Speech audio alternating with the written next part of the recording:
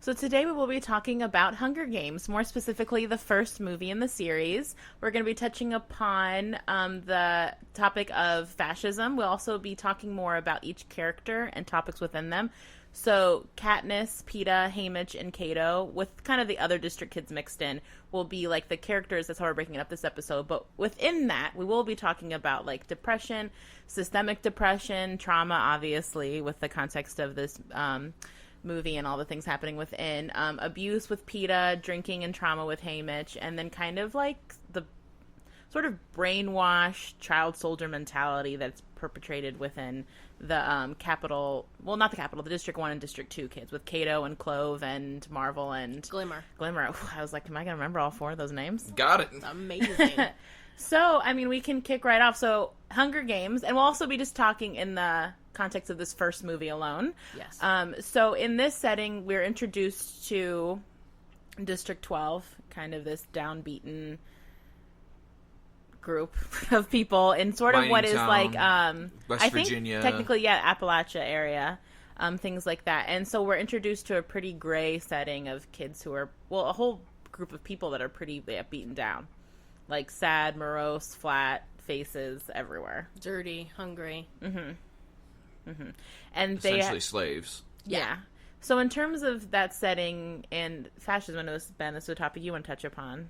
Absolutely. Yeah, I mean, when we look at this, the world that exists, what's the name of the country that they're called Panem. now? Panem. Yes, the world of Panem is absolutely a post-apocalyptic America where there's been a huge uprising and a civil war, and we're now 74 years outside of the revolution that happened where there was assumed nuclear war and destruction of what was once America and now is Panem.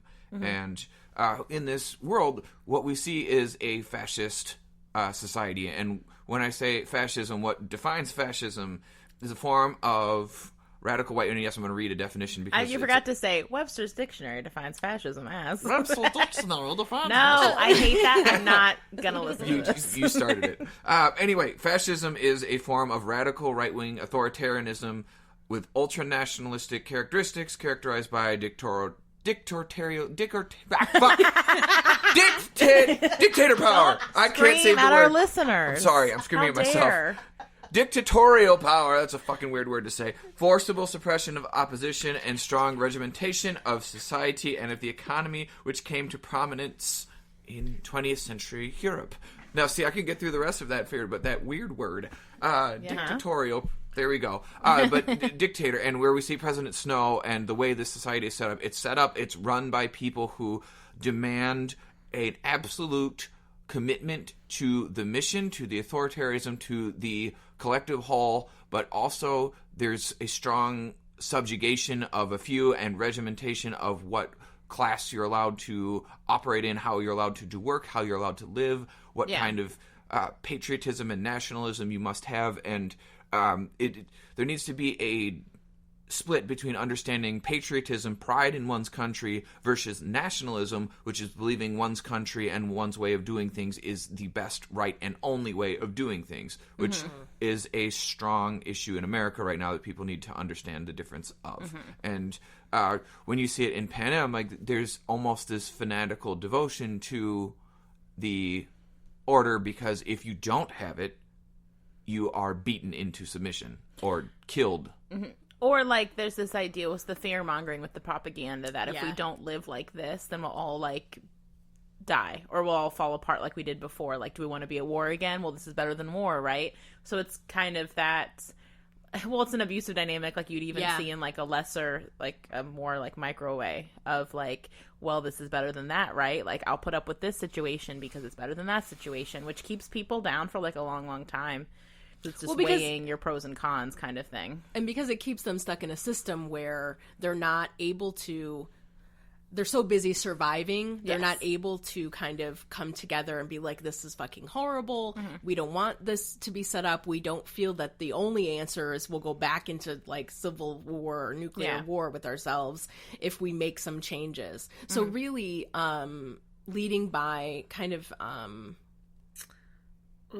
leading with fear. Like they Well, have it's a police state. Yeah, exactly.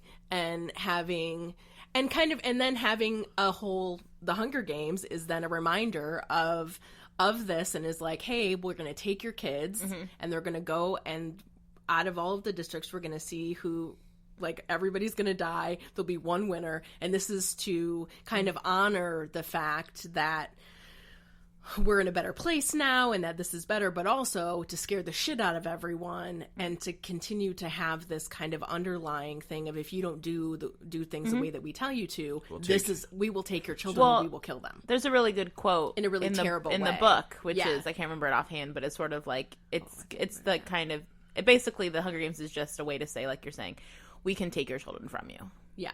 And that's like, but she says it more beautifully than that, but that's like the succinctness of it. So it is kind of this, operating within fear, and kind of, because it's like the way the system is set up is that all the resources are divided within these districts. So in order for the capital to thrive like it does need to have a bit of a police state, because if one of these districts could rise up, that would cut off all they have to a certain resource, like the way they divvied everything up, very much like divided the situation. Divided by the resources that they have in the area, in the district that they live in. So, like, there's the mining district, and there's, like, the lumber district. I think that's the one that Rue is from. No, the lumber district is Rue. The lumber district is Joanne. So that was, like, not Rue's. Oh, city. The outfits. She is like the vegetation and fruit and stuff, because they're like fruit pickers. They climb the trees to pick. Okay. Stuff. My bad. So, like hers is like the probably farming and vegetation. Yeah. So like district. Like when you set up a society like this, everyone has a role to play. Everyone fits into a system, and the only way that you can rise up in status is to join the military or the peacekeeping force, which they call peacekeepers in this. Yeah. And like one of the hallmarks of it that we don't see is there's typically like military uniforms that are represented by like leaders wearing military uniforms that aren't earned by military service. It's just wanting to represent that part of the culture. Like you would see Hitler and Mussolini wear military uniforms, but the President Snow definitely does not. But what you do see is like these sharp uniforms, these faceless uniforms that the peacekeepers wear, and like the only way for people in these societies to rise up is to commit further to the goals of the capital, and to commit further, like by joining the military. That's the only way to get status for your family to rise up, or to win the Hunger Games, which we'll talk more about that in episode 2 that we do on this, because that's where we really get exposed to all what really happens. The aftermath of being a quote-unquote victor. But like what you see in this world is like there's a setup of subjugation where these people are living in fear, and like Hannah said, like they're stripped of everything, to which their only identity is to do enough to survive, to eat, to live. And the capital has created this subjugation of through fear and through force. Like you look at the way they live, and it looks like they are living in Industrial Revolution era. Like they like barely have power. They have very limited resources, dingy, dirty, all handmade clothes. Nothing looks like it was made by machines. It looks like it's the Dust Bowl. It looks like it's the Depression. Yeah. Like 1920s and 30s. I don't, and I might be wrong about this, but it feels like they don't have running water. Like I remember when she's cleaning up to go to the reaping, she is like in a bucket and like she's scrubbing, and it doesn't seem like they have running water even. No. So it's very, like it's very much the bare necessities, and really less than that even. Right, because everyone's which is struggling why to eat. Yeah, which is why they have the black market, which we see her go to, because they have to have a way to actually get things that they need, because they're not offered in the place that they are. Because the capital holds everything that is good and has control over all of the resources and all of the distribution of that. Right, and you see people brought into the world of the capital and the opulence and wealth and everything that is consolidated there, and the abundance, the extravagance. I mean, it's outrageous. It's outrageous, and the way that this world is set up is to create people that are in such dire needs that they can barely survive. So the only thing that they can focus on is survival. They don't have the attention, the hunger, or the ability to be well fed, organized, or motivated to do anything to fight the system because they're so busy trying to figure out just how to survive. And that's where we find Katniss when we start our story. Mm-hmm. I mean, she's in that state of, well, she just seems depressed, I guess, if I'll just jump into it. Like, yeah, she's a very, like, flat affect for much of the movie, other than when something really horrific's going on around her. But I think she is that thing where it's like you're always focused on the day ahead of you. Maybe not even the day ahead of you. You're focused on the next meal probably all the time. Or even for her, like the next way to feed her sister more than even the next meal for herself. And so she is stuck in that kind of like shut down way. Like she's not a very hopeful person. Well, her and Gail kind of do like, they do a lot of like, fantasy, like actually stuff. Like they do talk a little bit, don't they? Yeah, they do. Yeah. When they're in the woods, when they're hunting together in the in that scene, they are kind of talking about running away and what it would be like, and that they would be able to provide for their families. I mean, they already do. And that they could get away, and then they wouldn't be, subjugated to everything that's happening. But the ability that they have to be able to kind of fantasize and think about that, I think, is probably very limited. Yeah. Right? Because really they're there getting food because their families are hungry and they have to come home. And even with them, like they both probably feel like they couldn't even rise above within the military if they wanted to, because they are keeping their families alive too. Like they're not just like trying to keep themselves alive and rise up. Like they're also responsible for their families, because you see with Katniss's mom, well, her dad died in a mining accident, I feel like many years before, when Kat was pretty little. Katniss, I think. They don't really reference time, right? But it's been years. It's been a couple years. I think it's been a couple years, maybe like 2 years. I don't think it's been like 10 years. Okay. And her mom is pretty shut down. Because Prim looked about the same age, so... Like, they didn't flash back to when her dad was alive. They flashed back to the accident, and, like, Katniss yelling at her after the accident. Yeah, but Prim wasn't even in that. She was. She was shown crying kind of off to the side room while Katniss was yelling at Mom. But that was also like hallucination, so I don't know. It was a dream. It was, but, like, that's the only glimpse we get of it, is true. That, so. But I feel like it's been a while, I think, that they've had this dynamic in place where Katniss takes care. And so the mom is really shut down, like really flat. Like she's probably what we would more call like dysthymia, where she's still, which is kind of like long-term like depression, where she's still functioning. I mean, she's dressed, she's clean, she's cooking at one point, but like clocked out. Like she's not really like but also, I mean, I think it's that, now I'm kind of thinking out loud. I think it's she's also dissociated. What? I think she's dissociated. What do you mean? I mean, I think that she is not present. Like, ever since Dad died, I think she is so successfully subjugated and traumatized into this world that she is so successfully controlled through behaviorism and through experience of watching probably tens, if not hundreds, of people that she's known die through this secret police state of fascism that exists, that she's surrendered completely to the world. She's clocked out. Yeah. So, I mean, she's depressed, but I think it's dissociated, too.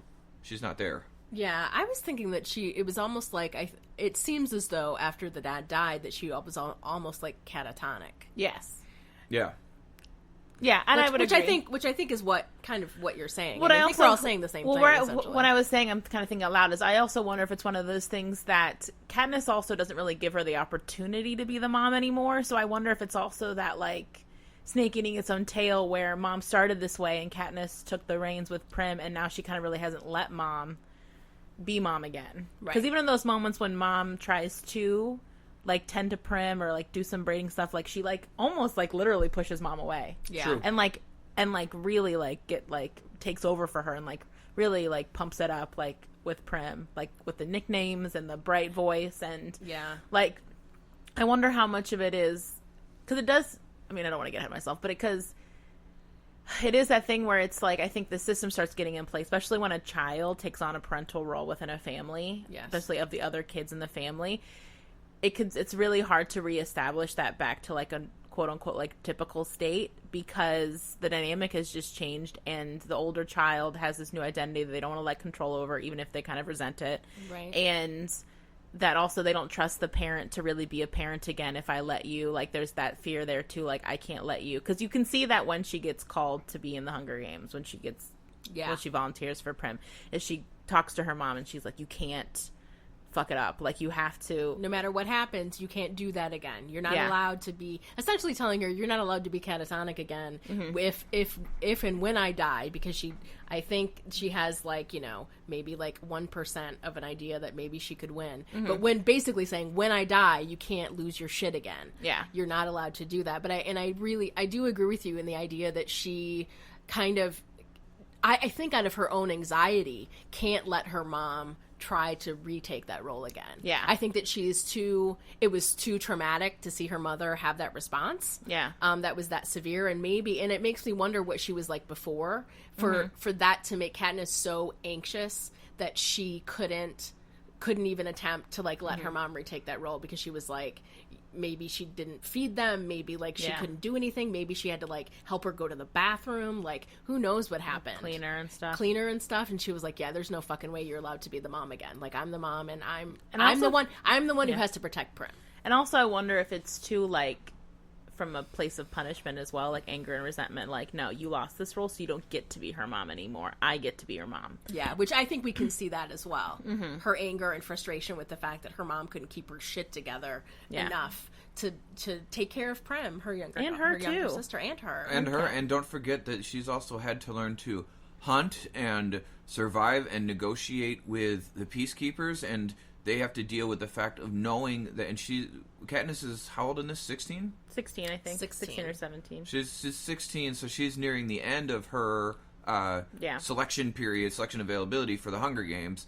But you find out with her discussion with Gale in the beginning that they have to sometimes negotiate with peacekeepers, and one of the ways that they negotiate, that the Capitol plays games with them, is entries into the Hunger Games. Well, it's just kind of an established agreement in general, that if the amount of times you put your name in is the more, like, feed you can get, or like bales of, or like bread or flour or whatever, like, you get food, the more entries you put in. And I think it's the thing that because they're a coal miner, forget it, go ahead. It is, you're right, it's like the wheat that they're allowed to get or something. It's an established rule of the Hunger Games that you can enter yourself as much as you want, to get as much food as you want for your family.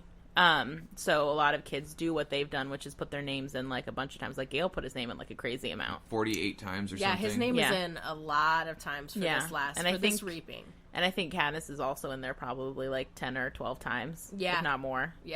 And they can negotiate for punishments, which, like, in this world, there's a lot of physical, corporal punishments, publicly done, beatings, whippings, hangings, shootings.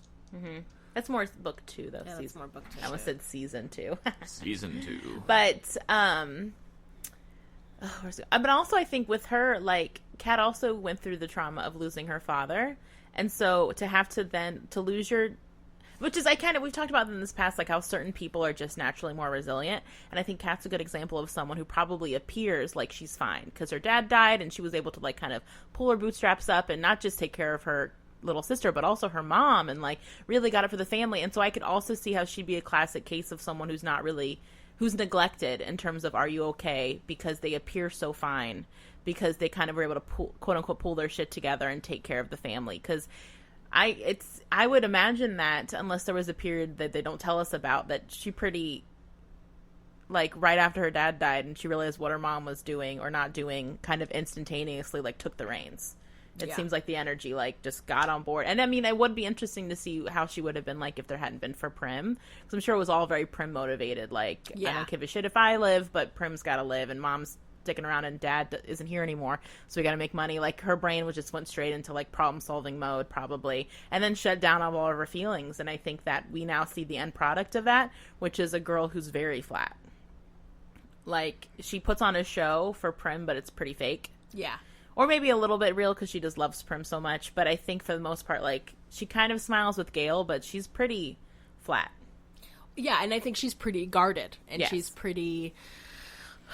I do agree. I think flat is a really good way to describe her, the way that she acts. So when we talk about someone having flat affect, what that kind of means is that they don't have, like, her face doesn't change from, like, when she's happy or when she's sad or when she's scared even. Like, kind of a blank face. Kind of a blank face where, like, she just doesn't have like, a normal response. Or even, like, I would argue that Cinema's resting... Blunted. I would argue that Cinema's, like, resting bitch face is kind of flat affect in a lot of ways. Like, people who just have that kind of, like, whatever look on their face when they're just in a calm tone.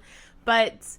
And I think what I always really liked about the books when I read them, and the movies as well that carry this over, is this theme of her not being likable and how that comes into play when she is reaped. And then in the show, The Hunger Games, is like the common thread, especially in the books, of like, well, you're not likable. People don't like you. You need to pump it up. Like, you're so dead, like dead-eyed. And because I think that's something that isn't really acknowledged a lot, especially with female characters in books, movies, TV shows, whatever, is that allowing them to be unlikable, quote unquote, because of their trauma, like letting her kind of be like flat and guarded and not nice and like off-putting would be the best word, standoffish, because that is how someone in her situation would normally be. Absolutely. Peeta is the outlier. Yeah. Peeta, who can kind of but that's also a protective thing when we get to him. Yeah. His protective stuff. Exactly. But I feel like in so many books, movies, men can be this way, kind of like standoffish because of what they've been through, and we're very forgiving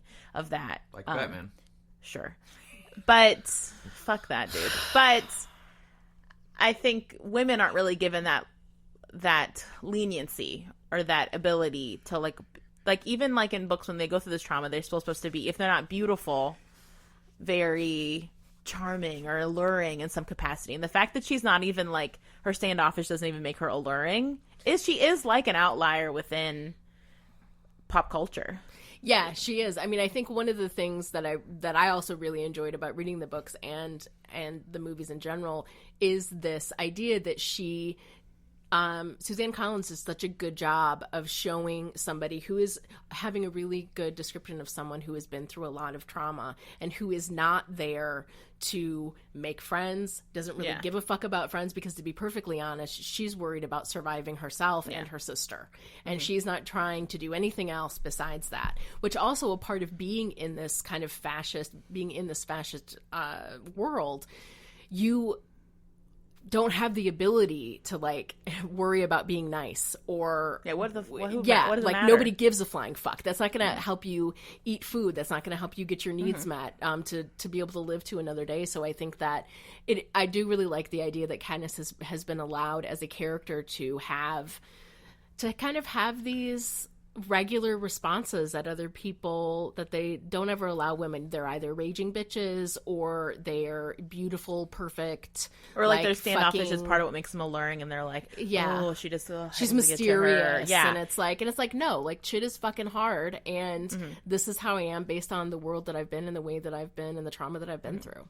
And she doesn't. She shows like no concern for looking good.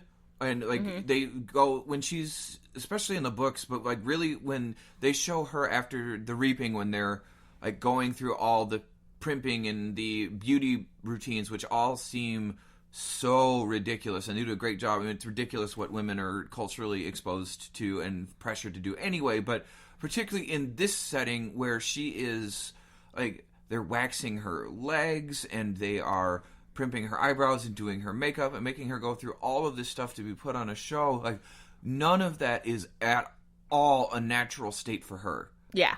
Because it's like, who gives a shit? Right. She, like, what does she get? You see her throw her hair in like a sloppy braid and just go on to the most functional thing that allows her to go out and hunt and survive. Which also this that's movie, her whole mindset. This movie does a good job too. Like, she never looks like she's wearing, except for when she's like doing her like the TV show part of it. Yeah. Like, she never looks like she's wearing makeup, which is also really great of like the directors and producers of this movie. Yeah. That like she looks like she's just her face, and it's a stark contrast, which is probably why they did it, to like when she is like all dolled up. For like the Capitol interviews and things like that. Yeah. But I think that it is a good signifier, like we're saying, of being in her state of like, she doesn't care about herself. Like, she doesn't matter to herself. She only exists as As way to Prim's- get food for Prim, as Prim's caregiver. Yeah, I would say as Prim's sister. Like Yeah. that her identity is mostly rooted in being a caregiver for her sister. And so then it makes sense then when Prim gets reaped that's all she's got. Why wouldn't she put her body on the line for that and volunteer? Because she doesn't have anything. Like if Prim got a lot, went and died, like she wouldn't have it. She'd probably go catatonic herself. Yeah. Or maybe even leave. Maybe finally leave. Yeah. But I don't know. It'd be a catastrophic moment for her. I think the other thing that I want to mention with Katniss that I really like the way that she's presented and portrayed and acted by Jennifer Lawrence is that she is always 100% on guard with everything. She is watching, she is aware, she is hyper vigilant of everything. And it's a stark contrast, like where her and Haymitch get along, and Peeta doesn't see it, and Effie is just fucking oblivious to everything because she's drinking all of the Kool-Aid. Yeah, she sure the fuck is. But what Katniss is, what she is showing is what a person who has grown up in a systemic trauma environment where she has grown up. She is, what I was saying like before that I lost track is like she is 16 years old, which means that she has witnessed 16 reapings. She has seen 16 of her classmates, her fellow children from her district, get taken, and the only victor from their district is Haymitch. And that was like 25 years before, so she's not even. Yeah. So She wasn't even aware of it. So all she has seen is children getting taken and killed on TV, which they're all forced to watch in the propaganda state. That's another huge component of fascism, is rolling propaganda.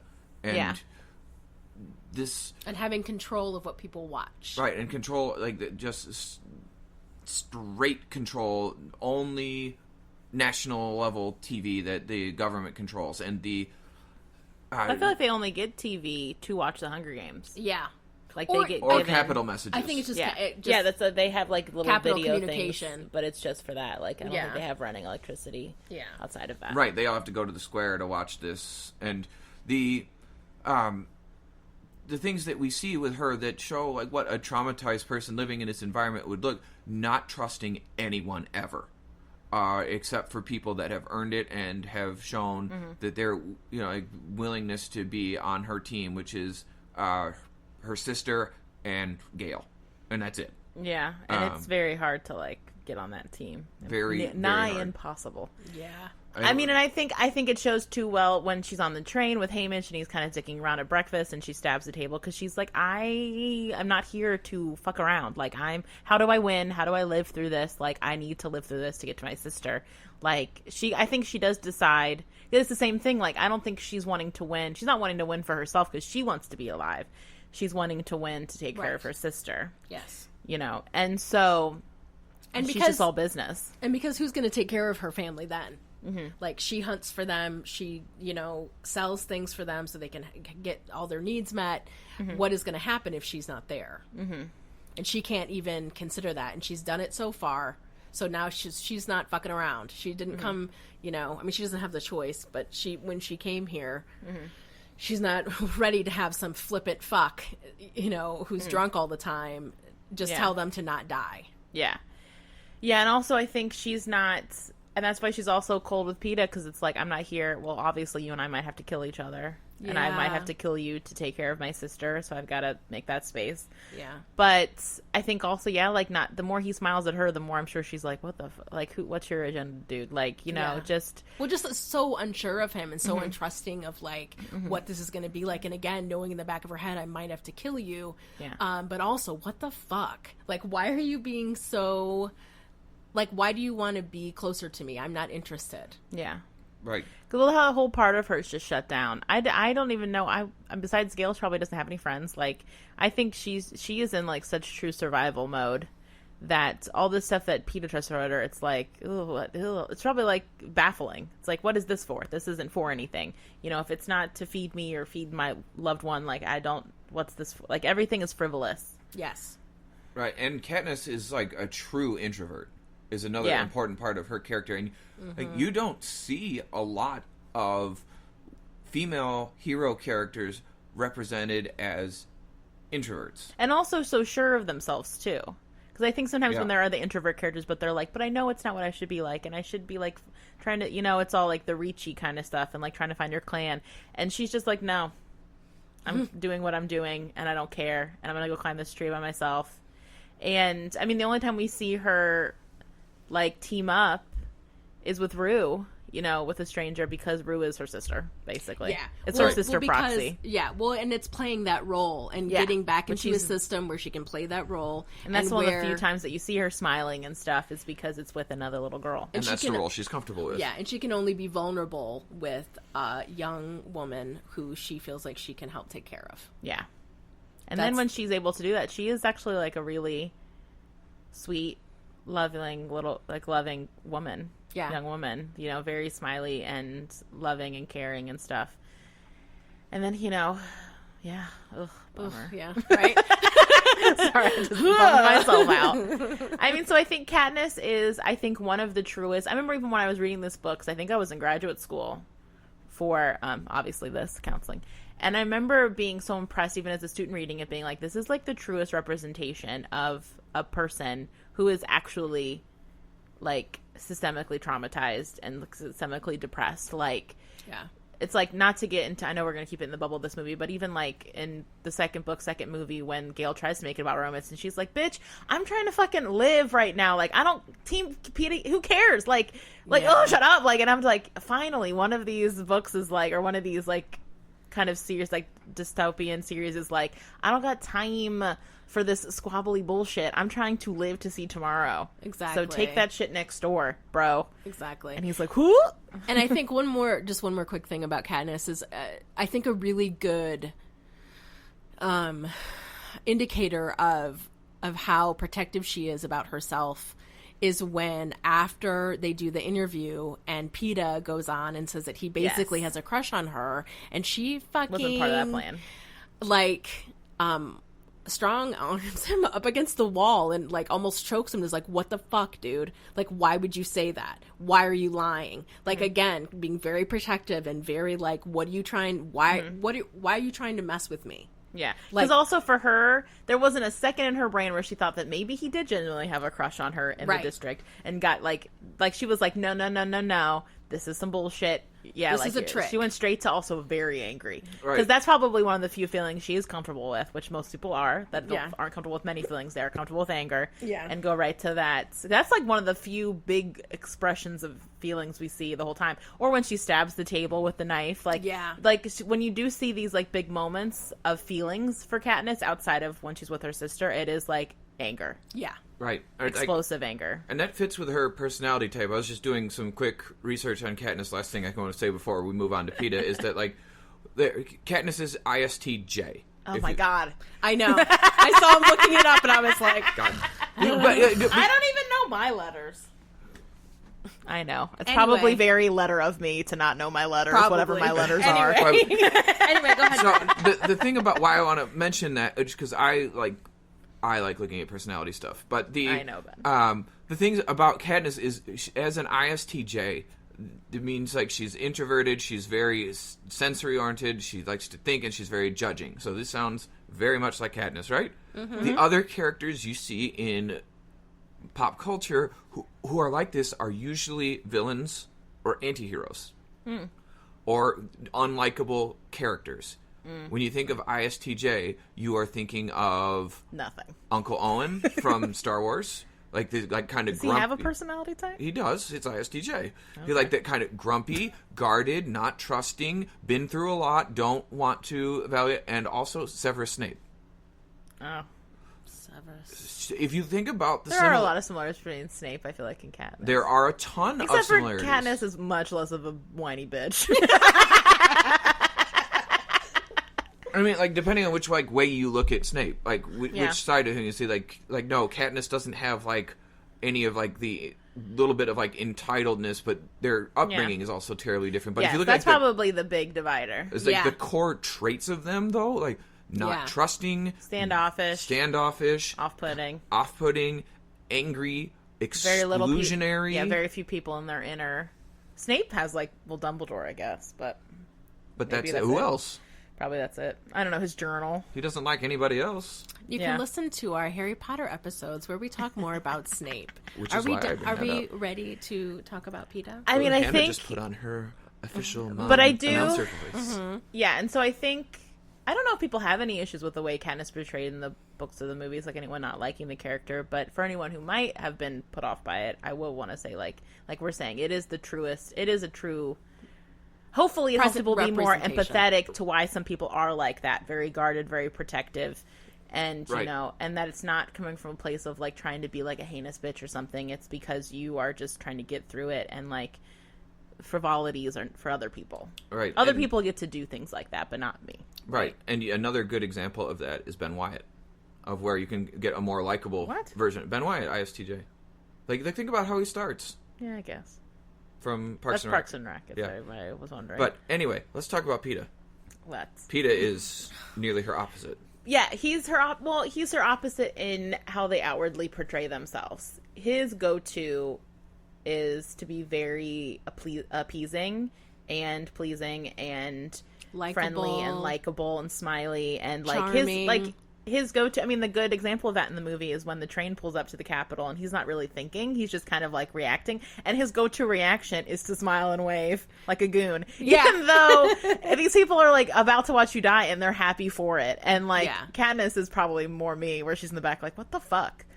Like, because my instant reaction is probably more Katniss, where I'm very guarded. But I would say with him, like, his go-to without even thinking is to be very smiley. And like even with her in the train right away, and with Haymitch, like all these people, it's his go-to first initial reaction is to be very like, hey, like, how are you? Like, like, let's get to know each other. Very chit-chatty, which is like her entire opposite. Right. Yeah, I think Katniss is a Slytherin. Maybe. Peeta is a Hufflepuff. Oh, for sure. He definitely is. Oh, Peeta is a Hufflepuff. Peeta is Ron.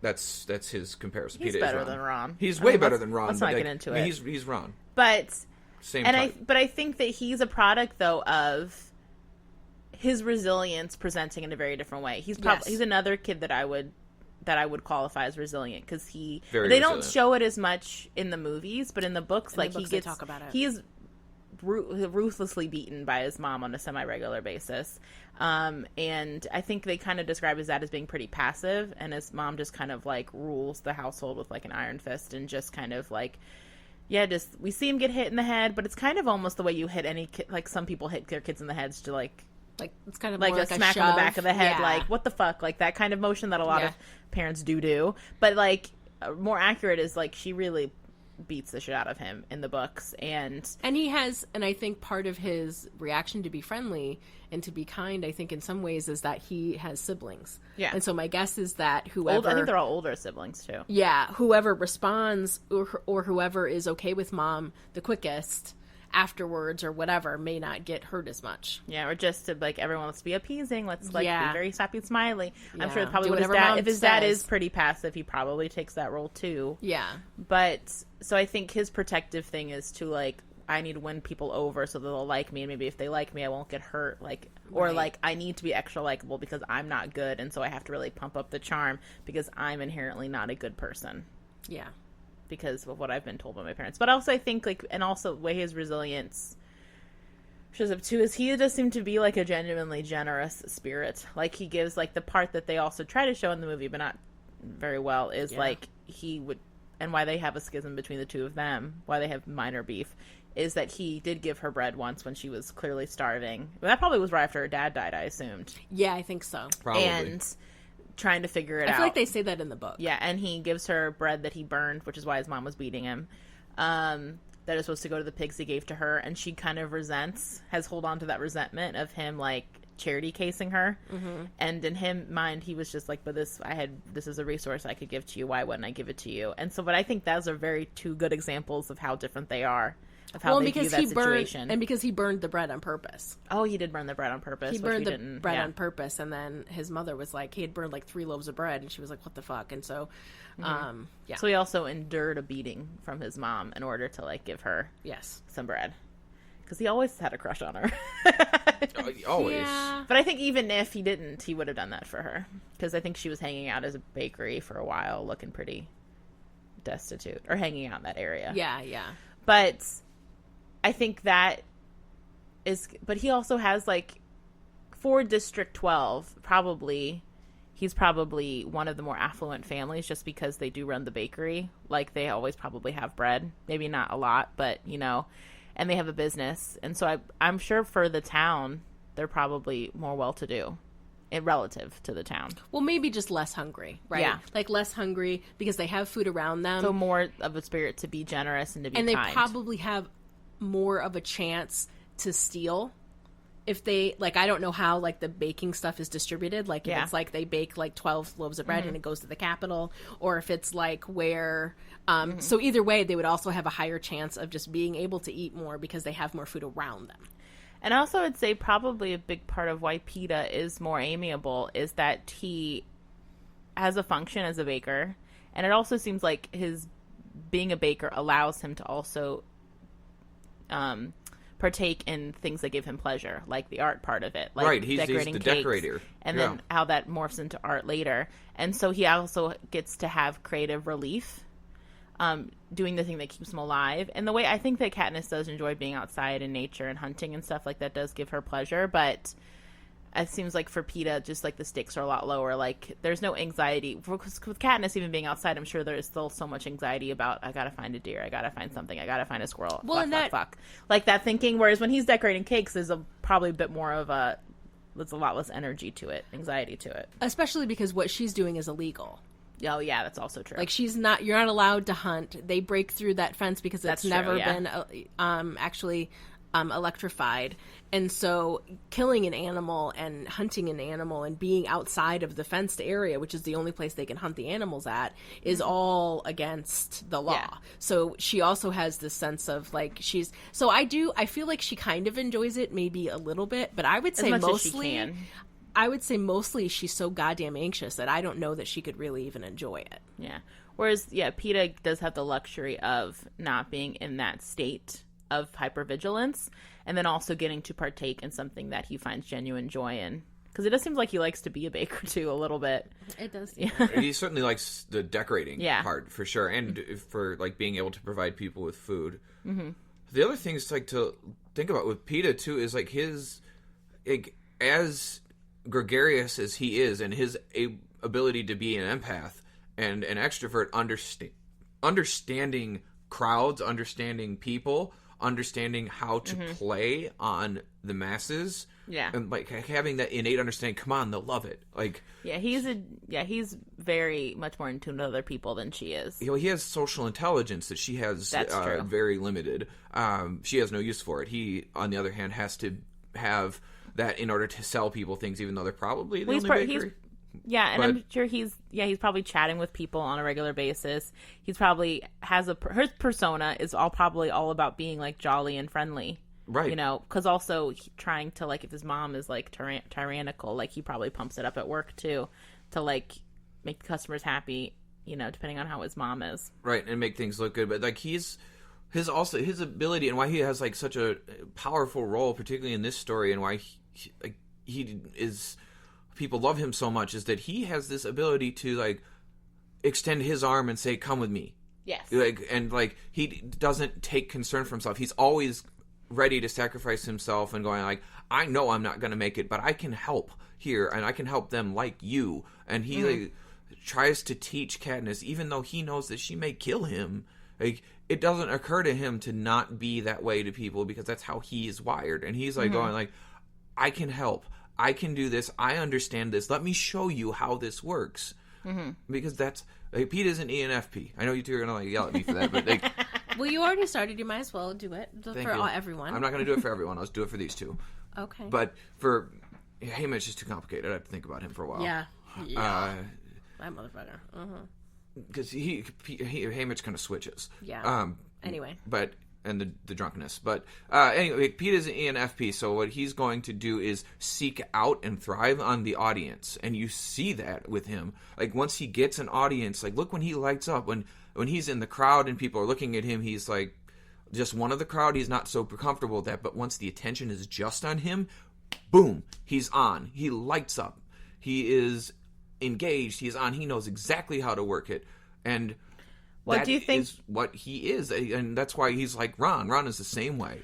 But do you think it's also a product, though, of being in an abusive family where you have very much, like, your persona that you've learned to get really comfortable with that's fake and, like, not really a part of you, and so that you can kind of, it doesn't mean anything to you to be, like, on like that because it's not who you really are. You know what I mean? I think there's truth in what you're saying. I'm just playing devil's advocate. I starkly disagree with Peeta on that. Like, I think I get your point of how it might have developed, but I think with the resiliency that Peeta displays, I don't think it's fake. I don't think it's a persona. I think that's his natural state, and that when he is suppressed, that is when he gets depressed and is, like, not able to do it. Like, does he use aspects of that? I think, I don't know, I'm looking at more of a strengths-based approach, is that's how he uses it to get through the difficulties, rather than creates that persona to mask them. Well, I mean, definitely when they're in the Hunger Games, he clans up with the district, the capital, the 1 and 2 kids, whereas she does what I'd probably do, which is run deep into the forest by herself to the point that they have to fire her, like legit fire her, like back into the general population areas.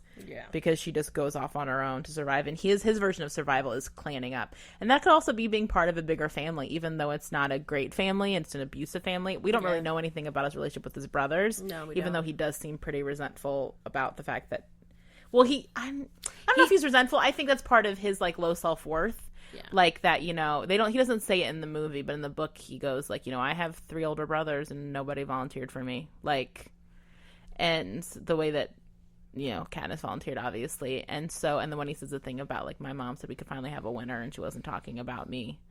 So he does have a really low self-worth. Peeta. Yeah. Let's bring the energy of this reading. He does. And that's not wrong. Like, he does. He has, like, a low concept of himself. He doesn't believe in his things. Like, Katniss has to remind him that, like, hey, you're strong. Yeah. And you're important. You're important and you are physically strong. Like, he's, like, falling into his strength, which he knows how to do, and, like, what his personality based is going to be is, like, being comfortable, engaging people, engaging with feelings and perceiving and reacting to what he sees and how he feels, how it makes him feel, and how he perceives it's going to make other people feel, and lighting up that way. Whereas, like, being strong and intimidating people and, like, using his power is not something that occurs naturally to him. And you see Katniss, like, go throw that whatever the fuck that like bowling gigantic, ball, like, kettlebell situation, right? And then he just like launches that because, like, Katniss being how she is, that awareness that I was talking about, like, Peeta doesn't occur to Peeta to do anything other than interpret that they're, like, looking down on him, where Katniss is like, they are casing you. Yeah. They also, are preying on you. I was going to say, I think it's the predatory, like, knowing how to be prey. Like, she has to be the predator and other people have to be the prey, and being able to find that out and see that and be like, no, you need to show your strength here because otherwise they're going to fucking destroy you, man.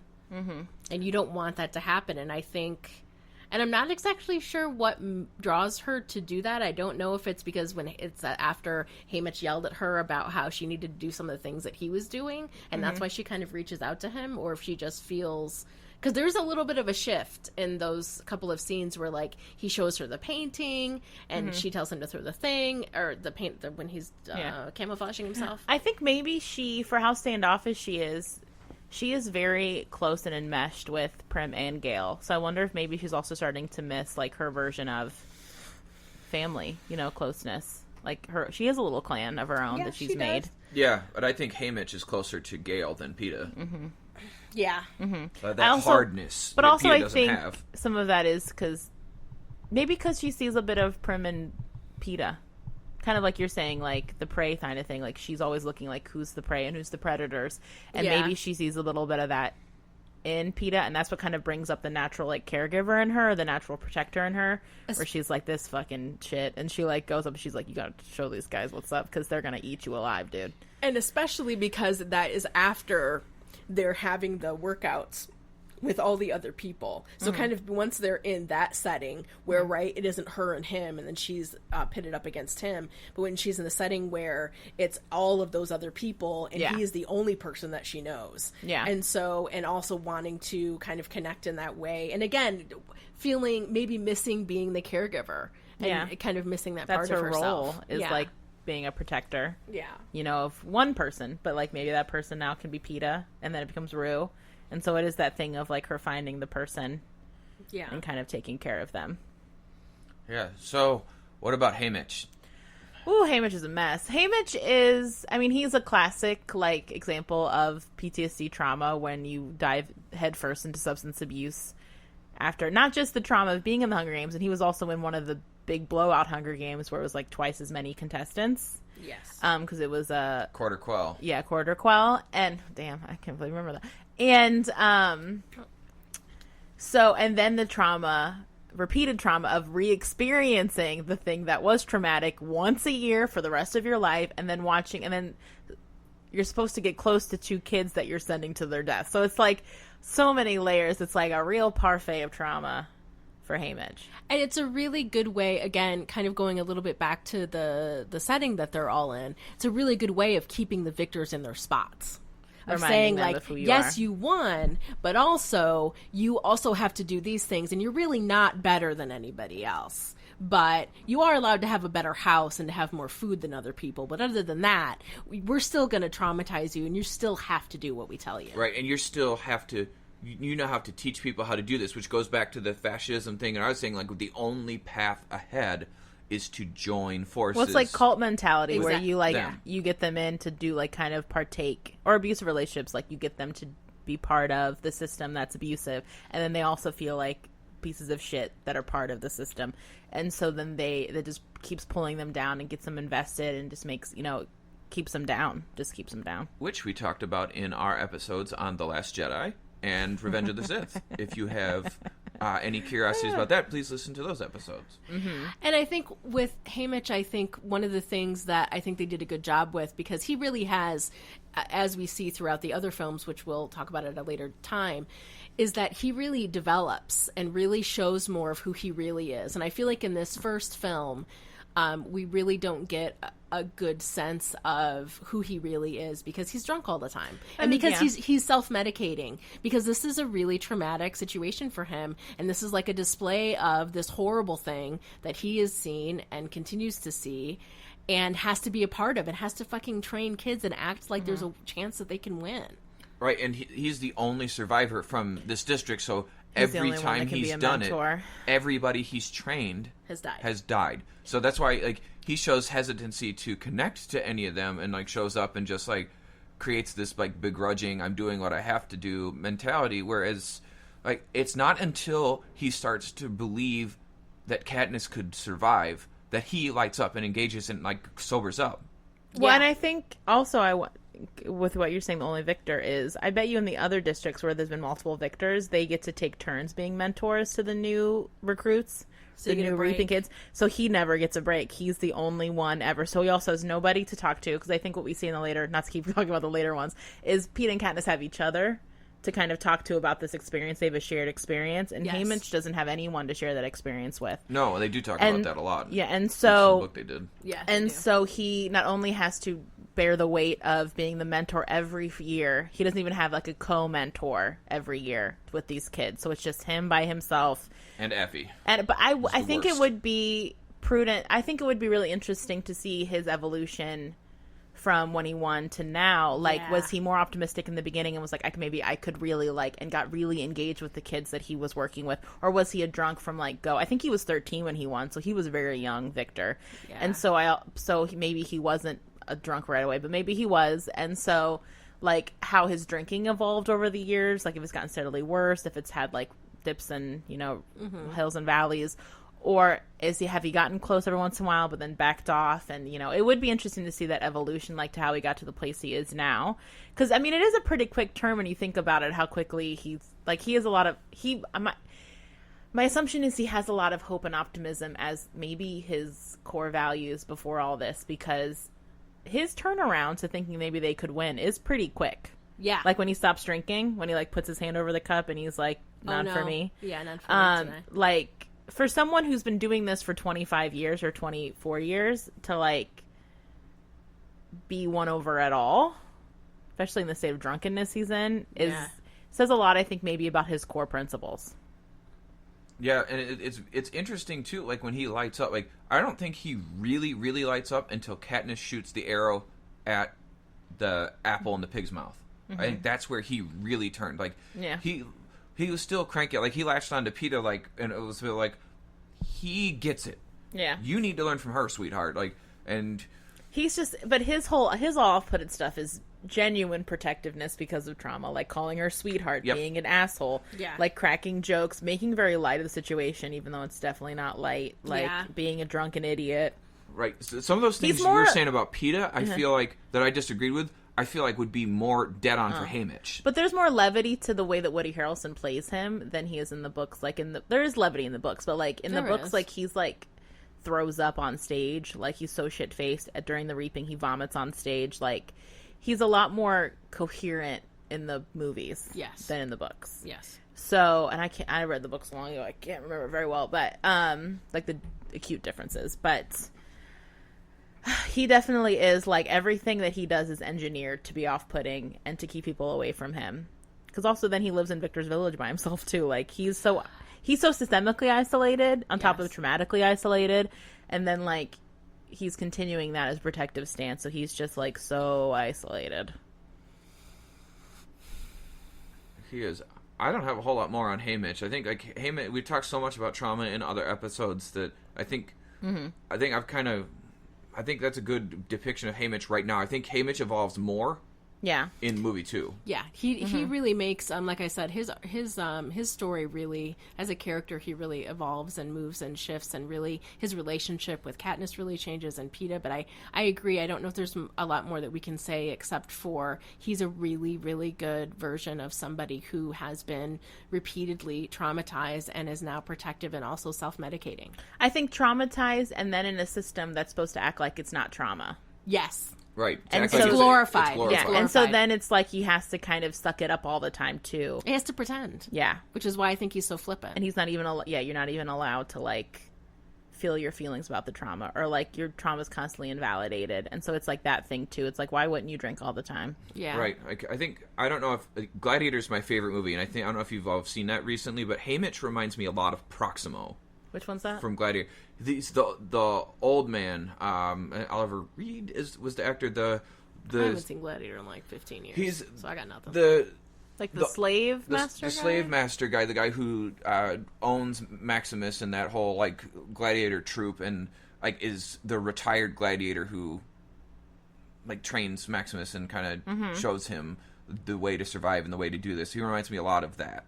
And, like, this whole gladiator-type culture that the Hunger Games really is. True. Like, which, I mean, that's a good, tight segue into the District 1 and 2 kids, Cato being the prime example of this kind of glorified, like, you're re-raising you to die. Or, like, to fight in these games and the glory of the games. And, like, there's a very more gladiatorial mindset, I feel like, with the District 1 and 2 kids than any other ones. Yeah, who, like, the gladiators came in 2 categories. There were those who were slaves and those who volunteered for the glory. And these District 1 and 2 kids... They volunteer, right? They volunteer. Yeah, they train their whole lives. I forgot about that till just now.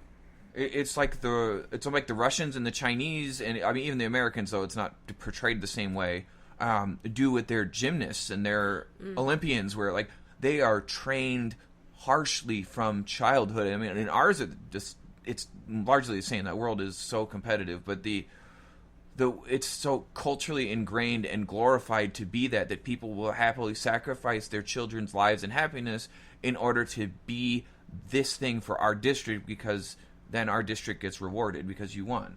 I mean, it's definitely a very different way to deal with the trauma that is the ongoing Hunger Games. Like, because each district's kind of had to figure out, like, this is something that's going to keep going on in perpetuity, as far as we know.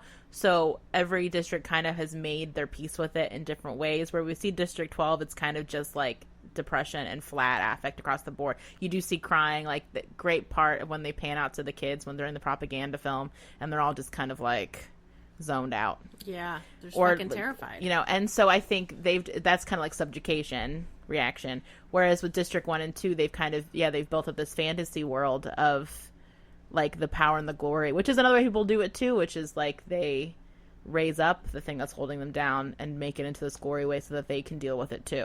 Right. Well, it's like the Vikings and the Spartans did in any culture that glorified death in combat.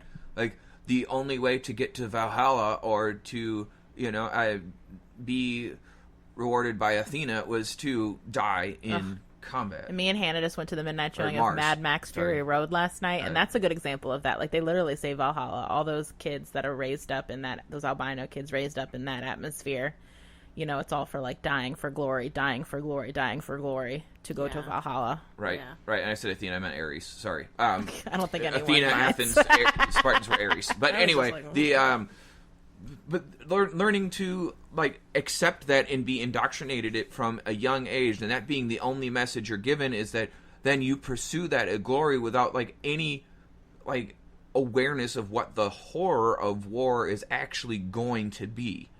Yes, and I think also that thing where I inferring this from Cato's reaction, especially at the end of the movie, is that your loved one's affection for you and love for you is very conditional on how well you do in this arena. Like, it's almost made me think of like you're saying with gymnastics, like kids who are really into sports, like his parents are like, you have to succeed or we're not, you know, or like you like that burnout or that like kind of like have a breakdown because they have to do really well in school or do really well in sports, and you know, because my parents won't love me if I don't, or that's how it feels. Or I won't eat if I don't. I almost guarantee you, if these like with the District 1 and 2, like that militaristic, warlike culture like that they're creating, not that like all soldiers are trained this way, but like to be given the glory, it only comes to the victor. I guarantee you, like if you win the challenge of the day or whatever, that probably dictates how you eat.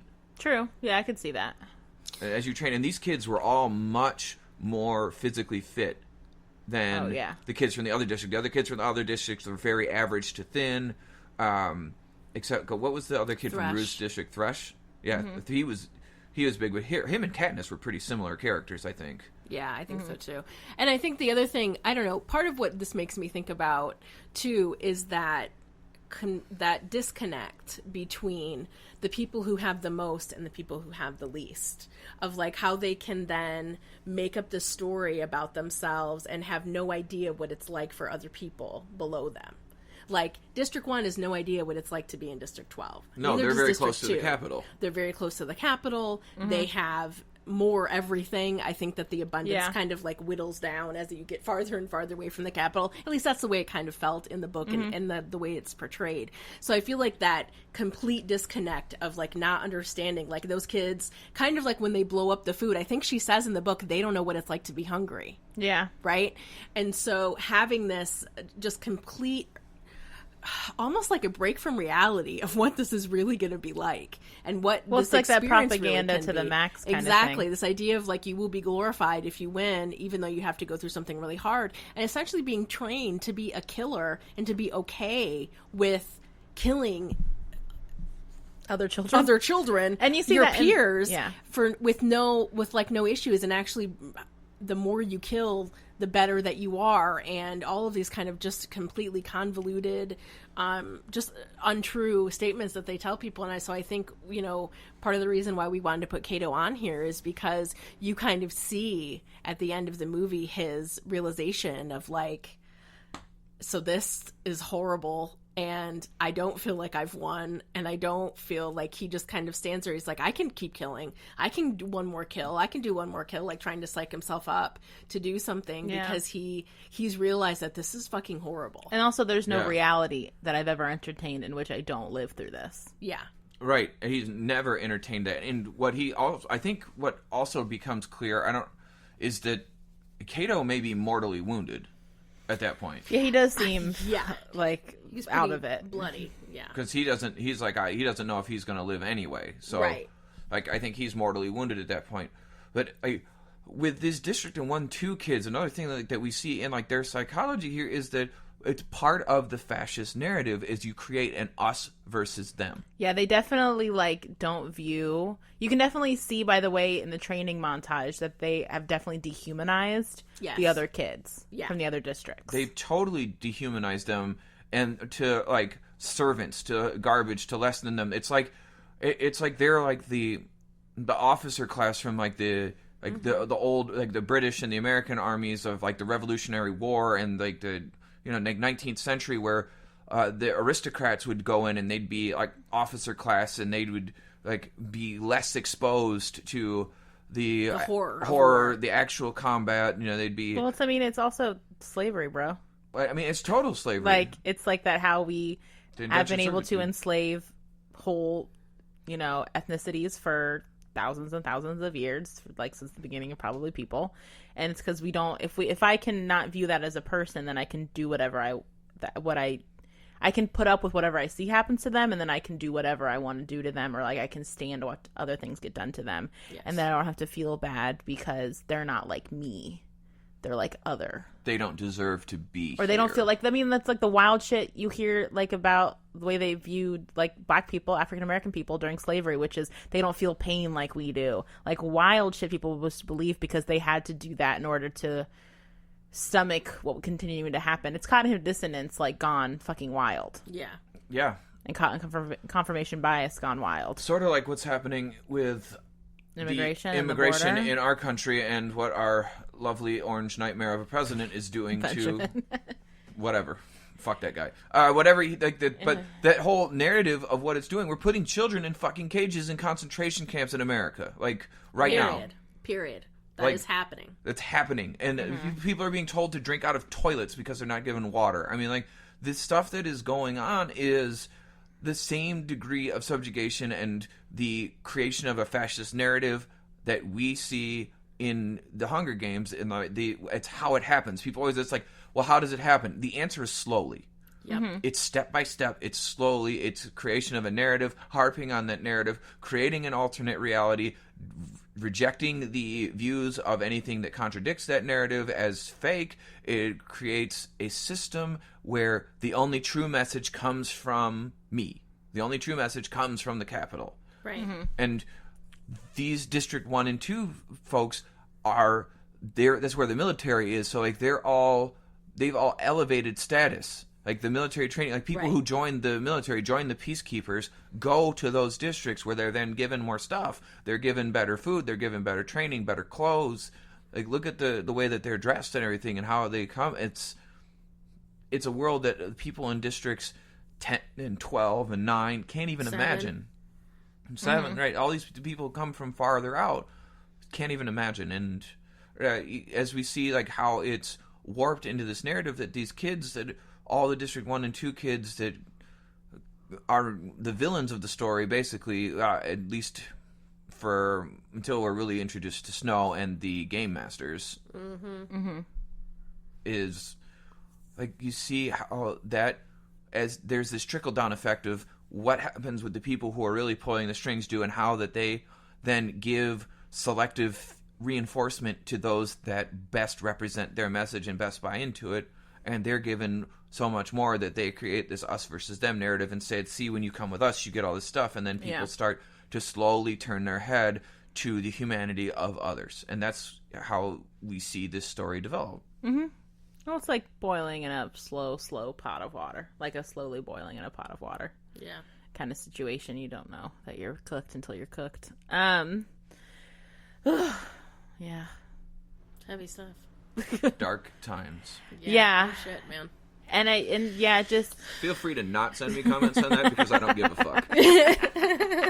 Side note. Yeah. Keep your libtard comments to yourself. And I think the thing that's hard about what to be mindful, if I'm going to throw it back to psychology too, is like in social psychology, like we're wired as human beings to clan up, to tribe up, to us and them. It's just like part of our social psychology wiring. And so being mindful in those moments when you are like making statements, generalizing statements, like just being aware of it. Like, am I saying something that wouldn't be true of me? It's the classic, like, put yourself in other people's shoes type thing to kind of try to like actively, because it's like we do have to work against our wiring sometimes when it comes to empathy. And so just being aware of that don't get so caught up in like, I can't believe I had that thought, that you just like don't keep having it because you're so uncomfortable with that, and you just kind of like act like it didn't happen and like go deep in denial. Like just being aware of like, when we have those thoughts and trying to work past them and through them, and just because it is part of our wiring as people, but that doesn't mean that we're not in a state anymore where we have to live in clans and tribes to survive and eat and live and stuff like we were when we were Neanderthals and all that stuff. No. Okay, so treatment. Treatment. And actually, before we get into treatment, I want to take this opportunity to introduce you guys to a show that we really like. So we're going to play a promo of Capes on the Couch, who are some friends of ours. So take a listen to this promo of those and see if you guys can't find another show that you also like, and we'll be back in a sec. Hello, I'm Anthony. And I'm Dr. Issues. And we're hosts of Capes on the Couch, the podcast where comics get counseling. Superheroes don't always get to go home happy. That's where we come in. We offer psychiatric and mental health analysis of comic book characters. So check us out at capesonthecouch.live and across all social media platforms at Capes on the Couch. All right, so treatment. Who do we want to focus on? So I guess we should probably say, since we're talking about this movie in a bubble, we're going to kind of talk about it as if Katniss and Peeta win the Hunger Games, and then they just keep living. And as if as if the other movies haven't happened yet, or other books.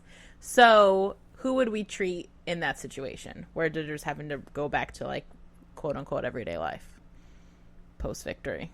Are we talking, so you're talking post-victory of the Hunger Games, so we're talking, like, what happens? Well, I mean, if that's what we want to think of it as.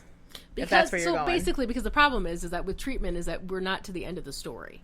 So Yeah. what's hard about doing treatment for the first movie, I think, kind of is like Not getting caught up in, like, the things that follow. that we know that happened later. So like we couldn't. Because what I want to steal, actually, from the other books or movies, which isn't fair, it's cheating a little bit, is I think what would be really good for Katniss and Peeta is to kind of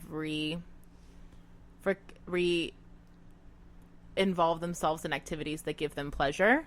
Like, for Peeta, that's art, and that's something he does dive into in later books, is, like, really, like, drawing out, like, and painting his trauma, and I think that's a very powerful move for someone who's gone through trauma, because it can help them using something that's a little bit separate from them to address their trauma and to kind of get it out of them a little bit. Like, a lot of times they do it through, like, sometimes people do it through poetry, through, like, journaling, through reading books that remind them of. I work with people who, like, read these books because they see themselves in it. Yes. You know, and the trauma that they see in these pages. And so Yeah, this especially book with your adolescent population. Mm-hmm.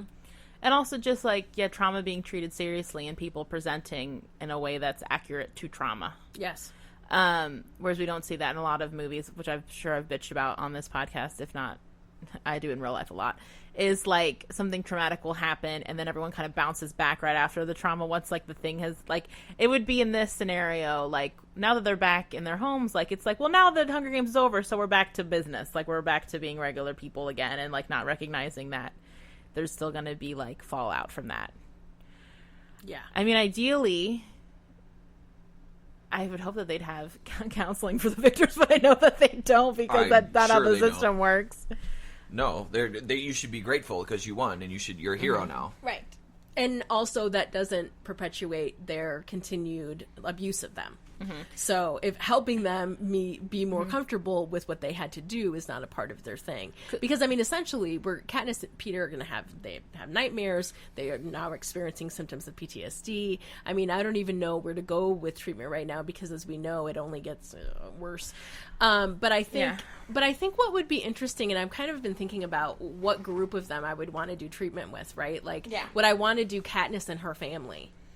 Ooh, to kind of, like, get her back into this family system that she had to step out of, and they had to kind of make a new one in a way in order to kind of follow through with all the horrible things that were happening around her. Well, I think would be important, like, to note with that is, like, while she was gone, what role did her mom take on with Prim? Like, did she kind of reestablish herself in a parent role for Prim, and then is Katniss coming back in an environment where she wants stability, even if it's not the best scenario, and then, like, she doesn't have that identity anymore? That would be intense. Right? Or do we want to do what I want to do, like Katniss, Peeta, and Haymitch as the victors? I was thinking, like, group therapy for the victors is what I was group thinking. Therapy with them and having them kind of talk about what it was like a little bit, kind of having more of a shared experience, talking about what was the scariest part, helping them process their trauma, validating it for each other. Validating it, helping Haymitch maybe walk through the fucking minefield of what his trauma looks like, and helping them feel more connected to each other. Because, again, as we already know, they have more. Their relationship continues after the end of this movie.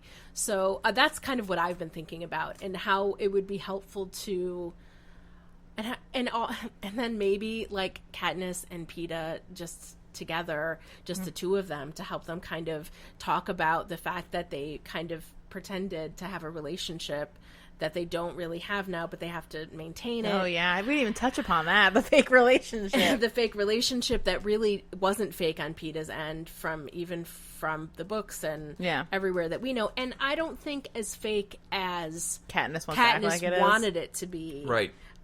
Either. And so I think helping them, because these are two fucking teenagers, like helping them talk about that. I mean, would they come back and just like fuck like crazy and like be together? Like, who knows? But it's also that thing where Katniss is back in the setting where now she has to go back to being protective. She has to go back to kind of being this other person. So I don't really know what would happen, but I think it would be really interesting to maybe have them kind of flesh that out together and talk about, what do they want? Do they want to just like be friends?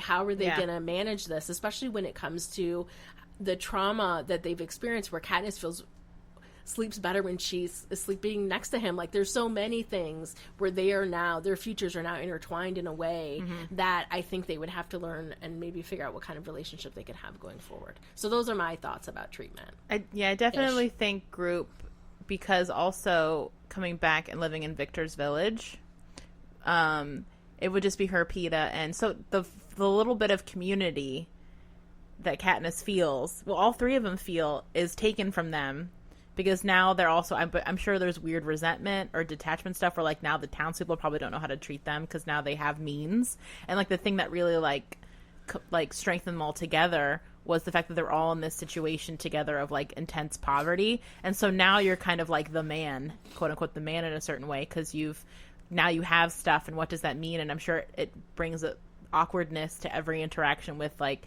the people that she knew before, and so even more isolated, because Haymitch is a good example of like that, where isolation can go, right? And because by the nature of this like fascist systemic society, like isolation, you keep people isolated from each other so they don't like rise up, or get a community outside of the big community.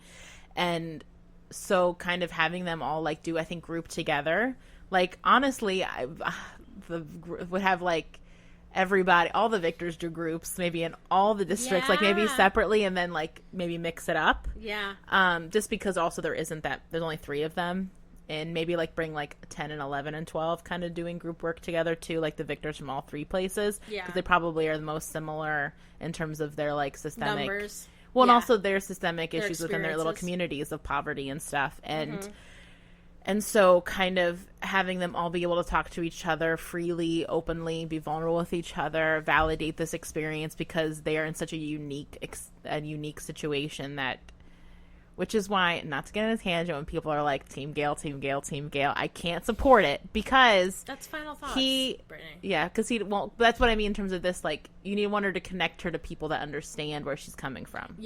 And so true. That is a separating point, because they are in such a unique situation, which is why I think she does continue to be drawn more to Peeta. But I think I feel like would be the most powerful thing, because Katniss will isolate even further. Peeta's, I'm sure his mom's going to be a real fucking dream in one way or the other about him all of a sudden having more resources, in a way that's probably going to make him feel very isolated too. And then, obviously Haymitch is very isolated. And so I think like group work, or even like peer mediated kind of work, would I think be the best, is kind of bringing them together out of their little holes, because they are just like, that's such a weird, unique experience that now has also separated them from the little community they did have. It would be. So I think for the first time ever, we're probably all on exactly the same page here, because when I'm going to talk about treatment, so I picked up a new specialty over the past couple months. I work with police now, and part of my training for learning to work with officers is doing debriefings. And what you both have described is just about what a debriefing is. And I think that is, at this point in the story, the only treatment option that I'm really willing to talk about yet, because it veer way too much off into all of the ways this world explodes in 2 and 3. 3 and 4, I guess, movie-wise. But I'm thinking books. So, Brittany's infected my mind that way. You're welcome. But as part of like a debriefing, what you're going to do is like what Hannah and Brittany are talking about is you're going to gather the people together, either individually or in a group. Generally, you want to do it in a group to have them talk about what happened, what was the situation, get the facts out, let them kind of express what's going on, and then you move into what were your feelings, what were your perceptions about it. Is there anything you wish happened differently? What have you learned from it? What do you feel like is still with you? Do you need to go on? What other supports do you need? So it kind of learning to like create a structure for it where you break down what happened, how it happened, no judgment about like the tactics and the operational side of it, which would be very easy for Katniss to get into. Peeta would fucking hate it, but Katniss would be all about it. But like not letting it get into the tactical side of things, but getting more into the like what happened for you, what was your experience like, situational, how did you feel moment to moment, when did it change, what's still with you, how is it still with you, what do you still think about, what do you wish you didn't think about, what do you want to do with this information that you have now, how is it going to change how you approach things in the future, how can you use it as a positive. Because I think that like working from that standpoint would help get them into the most psychologically healthy standpoint we have, because what happens is that people don't process traumas. Traumas get stored, and I've talked about EMDR a lot, so I'm not going to get deep into the theory on that, but people store traumas differently than you store regular information. And when it doesn't get processed, that's when it becomes dangerous because it gets isolated. And you see people like Haymitch who access the trauma and only that information every time something reminds him of his Hunger Games. He's right back there and he's either drinking or he's avoiding it. But you want to help people process the situation so that their brain networks can operate the way that they're supposed to do, so that they will link up and learn to communicate with your whole experience as a whole human, as opposed to just this terrible experience. So debriefing is where I would want to go at this point in the story, and to see that happen. All right, so final thoughts. It's kind of weird to do final thoughts about just I know. the first movie. I know. When you've seen all of them and read the books and know the story, it's hard. I've read all the movies. I've seen all the movies like 100 times. Like Hannah reads movies, you guys. I do. Shut up. Fuck off. It's fucking. I mean, I would say when we all watch this movie together, which we don't do that often, like watch the movie together before we record. And I know we were talking a lot about, well, at least me and Hannah, about just like the perfect casting of this movie. I feel like everybody was so perfectly cast in this movie. I know Ben might argue with me about Peeta, and I will fight him. But I just think this movie actually, like watching it, I liked it more than I've remembered liking it, the first movie. Because I think some people like shit on the first movie because it's like done more like indie, like shakier, like camera work, like done more like an indie film. But it was like they do a really good job of capturing the despair. Yes. They don't make it shiny at all, like District 12, and they do a really good job of just capturing the despair of everything. Jennifer Lawrence is doing the goddess's work, because she's playing a character that could have been really boring to watch, because in the book, obviously, you have her inner thoughts all the time because she's the narrator. And so even though she comes off very blunted and standoffish, you know what's going on inside of her. So she had to do a really hard role, which is portray all that in like her eyes, basically. While playing someone who's very flat a lot of the times. And she does such a good job of, like, you can see the turmoil. She cries, like, so effectively. Like, she just knocks out of the park. And Peeta, too. He's a good crier, too, Josh Hutcherson, when they're in the car. Mm-hmm. And he's trying to look out the window and, like, be cool. And he's, like, crying. Ugh, I love these movies so much. And the book so much. Yeah. I guess I'll go. Yeah, sorry. Yeah, I have loved this movie since I first saw it. I just think it's fantastic. I think Jennifer Lawrence is just so good in everything. She's just so good. She was on a list recently of people that they think were, like, there's some fucking magazine made a list of people that aren't as good as actors everyone acts like they are, and she was on that list, and I made that noise. I was that like, is how fucking believable. Dare you? She is so amazing. Yeah, I think these movies are a good show of that too, and also Yeah. Winter's Bone. If you want to know like the real Yeah. life version of this, of basically Katniss' story, that's like Winter's Bone. Yeah, so dear person who wrote that article, please take the paper it was printed on and use it to wipe excrement from yourself. Because that's all it's really good for. Yeah. Anyway, so, I think the casting on this is generally really good. From what they portrayed Peeta as, like, Josh Hutcherson, the way he, like, acts, he nails it. I'll say he nails it. Hannah is death staring me right now because she knows what I'm about to say next. Is that I think he's too small. Ow! God damn it! Don't pull my leg hair. Jerk. But I think he's too small to be someone that I believe throws around 100 pounds of flour. But that's the point of him. It's secret strength. Oh. People don't know he's strong like that until she tells them to throw a thing around it. And neither of you is an athlete and understands what. You don't know everything about me. I know that's right. I just got the death stare. Anyway, Peeta, I think that the acting that everybody did in it was really great, and the way that the movie was shot and the way it makes you feel like this sense of despair that's just oozing from this world, the way that they dirtied everybody up, the filters that they used on the cameras, the choices of shots that they made to kind of quickly cut through everything, and the flash shots of just getting a sense of this world and how, like, the way they do the countdown, they operate through it. The way they do the countdown, and then it's just Gale by himself. You don't hear the countdown anymore. Just like this, the director did make so many interesting choices that really like make your heart clench. Right, and you see what Gale's going through, and you can kind of forget about him until that point, and then he's like, they're Exactly. kissing. It's like, bro, dude, they could be dying, bro, and you're like, shut up. I mean, it's perfect for like a 16, 17-year-old butthurt boy, though, who's got it bad for a girl that like only sort of likes him.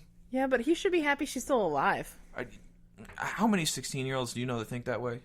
I don't know. Also, I don't know a lot of Particularly watching it 16-year-olds on who TV. exist in this state of the world. Right, but anyway, like, I love this movie. I'm excited to do this series. I am really happy that we're doing it, and I will happily watch this movie again.